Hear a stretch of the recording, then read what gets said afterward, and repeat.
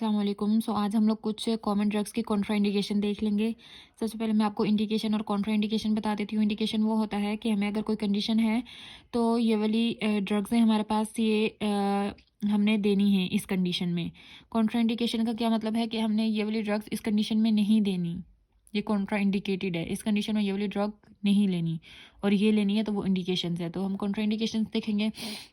यहाँ पे हम कंडीशंस देख लेंगे। यहाँ पे हम देखेंगे कि कौन से ड्रग इन कंडीशन में हमने अवॉइड करने, और यहाँ पे हम देखेंगे कि अगर हम ये ले लेते हैं दोनों चीज़ें, इस कंडीशन में ये वाली ड्रग्स ले लेते हैं, तो हमें उसका इन ड्रग का की वजह से क्या इंटरेक्शन आएगा, पोटेंशियल इंटरेक्शन क्या होगा।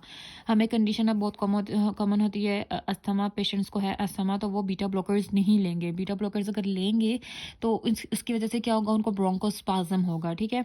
फिर हमारे पास सेकेंड पेशेंट आ जाता है जिसको है हाइपरटेंशन। हाइपरटेंशन वाले पेशेंट को हम एनसेड्स क्या होते हैं, non steroidal anti inflammatory drugs, वो हम इनको रिकमेंड नहीं करेंगे। अगर वो ये लेंगे तो उनको क्या होगा कि उनके ब्लड प्रेशर इंक्रीज होगा सोडियम रिटेंशन की वजह से। फिर हमारे पास पेशेंट आ जाता है पार्किंसंस डिजीज़ का। पार्किंसन डिजीज़ वाले पेशेंट को हम साइक्लोऑक्सीजिनेज 2 इनहिबिटर्स नहीं देंगे। अगर वो लेगा तो इसकी वजह से उसके पार्किंसन के जो सिम्टम्स हैं वो वर्सन हो जाएंगे। फिर हमारे पास कंडीशन है रिस्पायरेटरी फेलियर। रिस्पायरेटरी फेलियर वाले पेशेंट को हम न्यूरोलेप्टिक्स नहीं देंगे। अगर हम दे देंगे तो उनको रिस्पायरेटरी डिप्रेशन होगा। एपिलेप्सी का पेशेंट है हमारे पास। फिर एपिलेप्सी वाले पेशेंट को हम ट्राइकार्बोक्सिलिक एसिड्स नहीं देंगे, एंटी मलेरियल्स नहीं देंगे, एंटीसाइकोटिक्स नहीं देंगे। अगर हम ये दे देंगे तो फिर उनके जो सीजर का थ्रेशोल्ड है वो डिक्रीज़ हो जाएगा।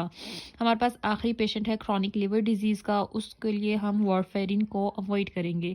अगर फिर भी वारफेरिन उसको दे देते हैं तो उसको साइड इफ़ेक्ट्स आएंगे कि उसकी सेंसिटिविटी इंक्रीज़ हो जाएगी और उसकी ब्लीडिंग इंक्रीज़ हो जाएगी। जैसे कि आपको पता है कि वारफेरिन ब्लड को थिन करता है। So that's it for today.